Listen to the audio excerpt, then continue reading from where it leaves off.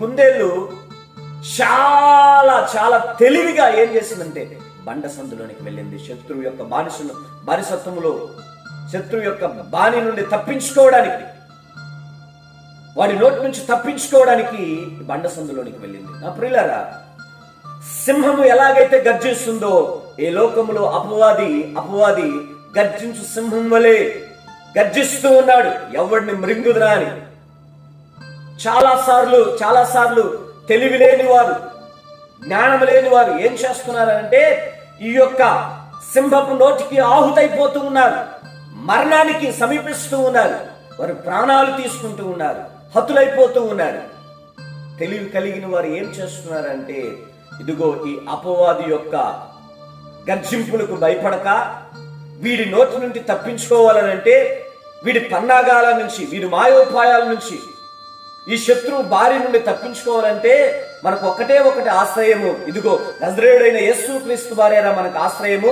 ఆ ఆశ్రయాన్ని గాని మనము, ఆ దుర్గాన్ని గాని మనం ఆశ్రయిస్తే ఇక మనకెన్నటికి భయము ఉండదురా. మనం సురక్షితముగా పరుండొచ్చు, సురక్షితముగా భక్తి జీవితాన్ని కొనసాగించవచ్చు, సురక్షితముగా ఈ ఆత్మీయ జీవితాన్ని కొనసాగించవచ్చు అని తెలివి కలిగి చాలా మంది చక్కటి అడుగు వేస్తున్నారు. మరి ఈ దినాన నా ప్రియ చెల్లి, తమ్ముడు, నువ్వు ఎలాగున్నావు? ఇదిగో బలమైన ఆశ్రయ దుర్గాన్ని ఆశ్రయిస్తున్నావా?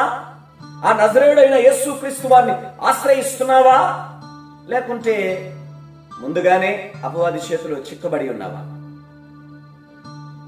అపవాది చేతిలో చిక్కకూడదు అని అంటే నువ్వు తప్పక యేసు అనే బండను నువ్వు ఆశ్రయించాలి.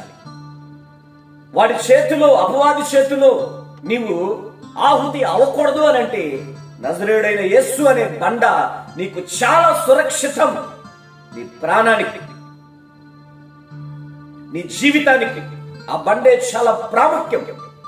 ఎందుకనంటే నువ్వు సురక్షితముగా ఉండడానికి. Praise the Lord. ఈ దినాన ఈ బండను ఆశ్రయించుకే జీవితాలు చిన్నాభిన్నం.